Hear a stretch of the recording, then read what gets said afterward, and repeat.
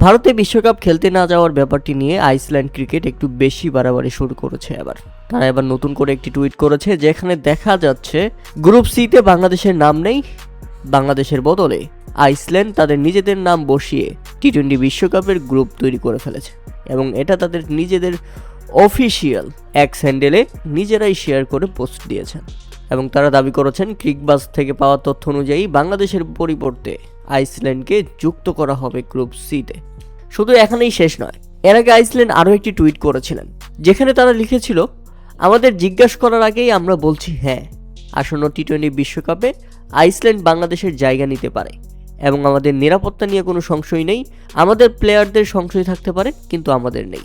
আর এই টুইটের মাধ্যমে আইসল্যান্ড বাংলাদেশকে ব্যাপকভাবে খোঁচা দিয়েছিল।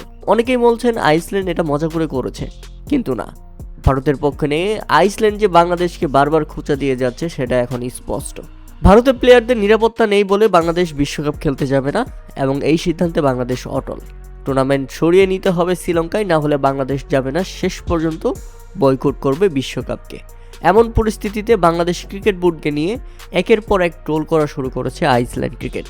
তারা সরাসরি টুইটারে দাবি করছে, বাংলাদেশকে খোঁচা মেরে বলছে বাংলাদেশকে সরিয়ে এবার তাদের সুযোগ দেওয়া হোক।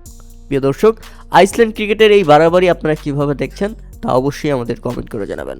অবশ্যই আইসল্যান্ড ক্রিকেটের পেছনে অন্য কোনো শক্তির হাত রয়েছে, যে কারণে তারা এত বাড়াবাড়ি শুরু করেছে।